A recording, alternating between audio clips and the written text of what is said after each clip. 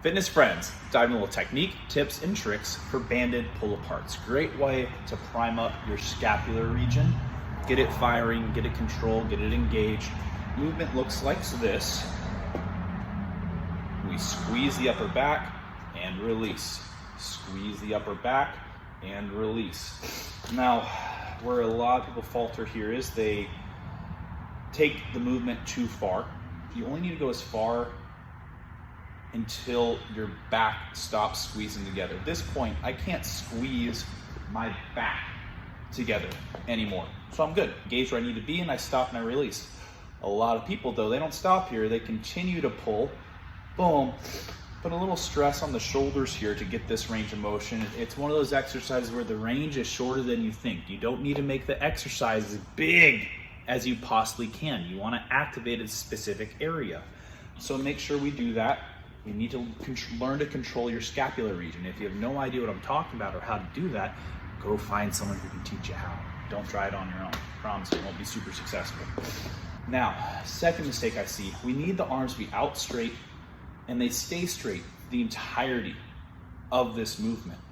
A lot of people, as soon as they start, the elbows bend and then they pull. Bend and pull. It looks super similar for a lot of people, but it's hitting a completely different area. So make sure the arms are staying straight through this movement. The reason why I think a lot of people bend the elbows is because they start with a band that's too thick or their hands are too close.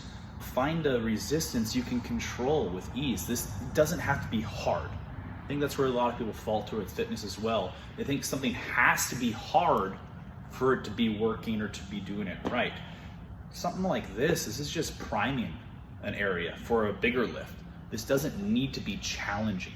So if we get a band, just remember, the wider you grab, it's gonna give you less resistance. It's gonna make it a little bit easier. The closer your hands are, it's gonna make it a little bit harder. And just make sure we're at a band level or a distance level where it's not, we don't want it so hard that to move the band, you have to bend your arms and then get here. It shouldn't be a struggle. It should be smooth and clean with a nice squeeze in your upper back. Fitness friends, let's break down our bench press technique, tips, and tricks. Positioning, let's break that down first. What I like to coach is when we set up, pull your feet back to start. This is going to assist you in driving your feet into the ground and getting your glutes engaged. Now, you probably don't think about engaging your bench. Next, make sure your grip is even. Engage your scapular region, squeeze that together, boom, control down and up. Now, that's the position you want to look for.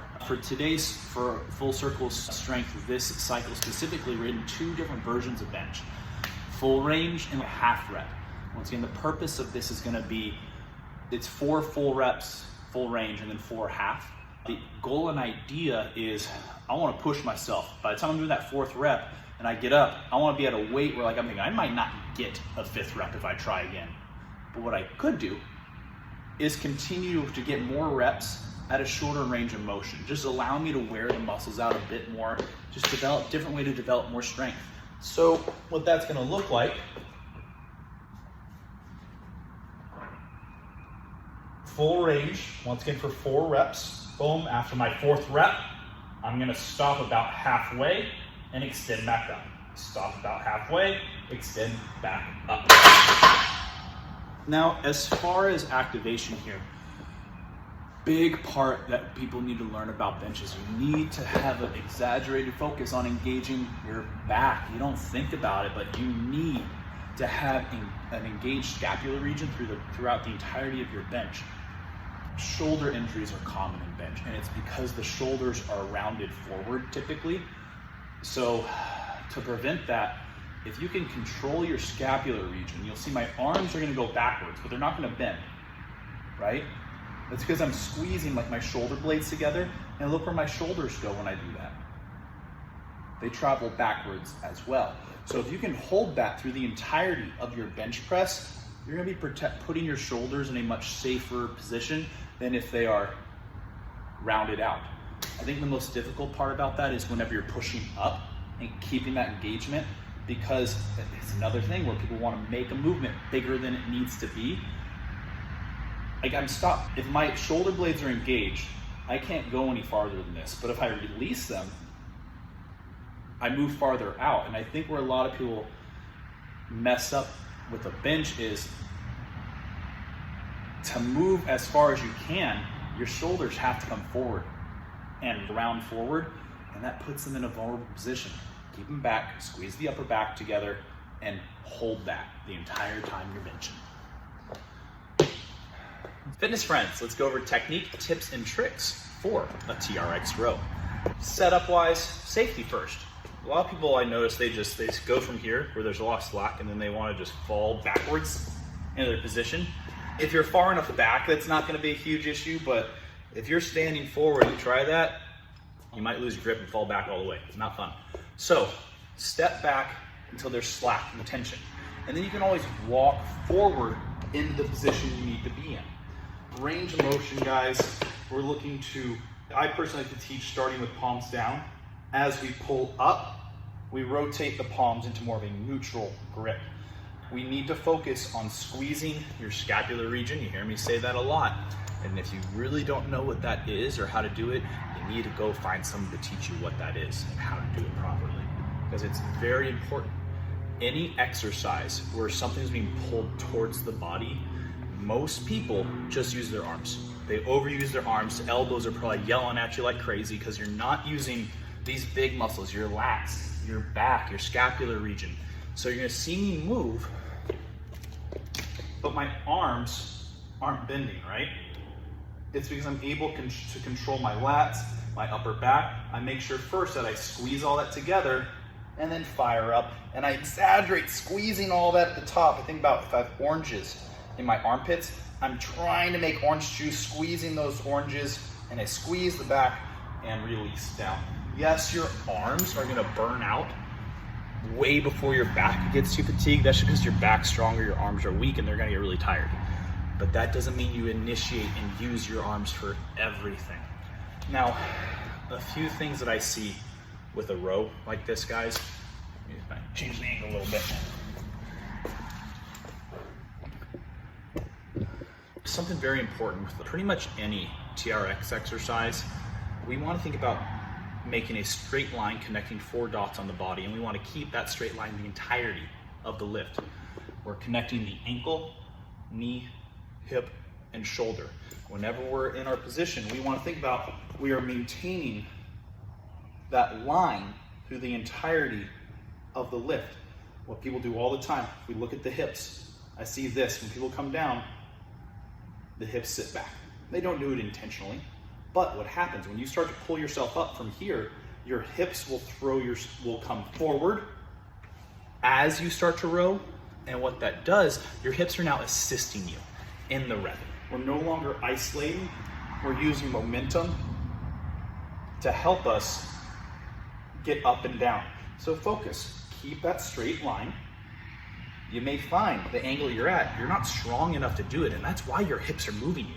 You don't do it intentionally. The body's an amazing thing, and it's always going to find a way to make something easier. So be aware, right? If it's too hard and you find you can't pull yourself up without using your damn hips, all you gotta do, step backwards.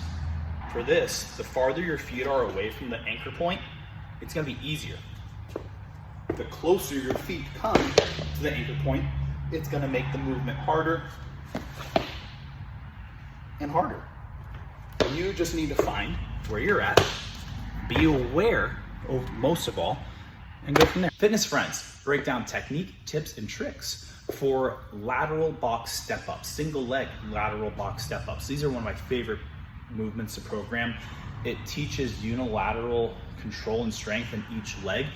Anytime you use both legs at the same time, you're gonna favor one over the other. It's inevitable. This forces us to solely work on one leg at a time. Movement looks like this. Can't see my head, whatever, close enough.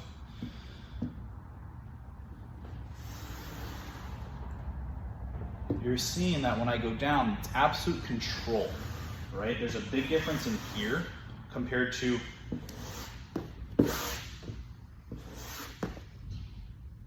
that ain't doing much for you.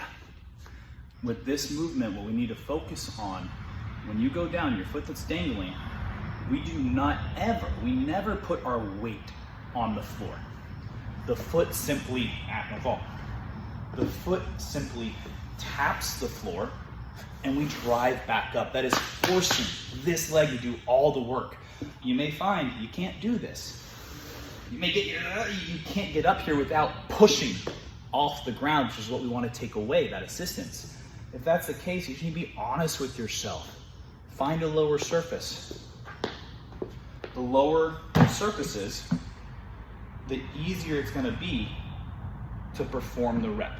If you don't have something lower like this, something you can do is just grab a bumper plate, throw it on the floor, and now that's going to be your floor. Instead of going all the way to the ground, you just touch the bumper plate. Now a few little small details. Let this foot dip down. If you keep it here, you're increasing the range of motion you have to go. If you're here, you know what I take away, 5 inches or so, whatever. Let's just make it a little easier. Next, we want to talk about the positioning of your knee. As you go down, are you staying within your toe box? We want the knee going out over the toe, and we want to stay within this toe box. Naturally, a lot of you are going to wiggle in, out, we're going to come in. That's just a weakness in the body, and it's fighting for stability. Find a level where you can maintain that knee staying over the toe. If you are really struggling and coming here, once again, that's just like a weakness in the body. You're not ready to support the proper position. Modify, make it a shorter range of motion. Get something to help you balance if you really struggle with. That's perfectly fine.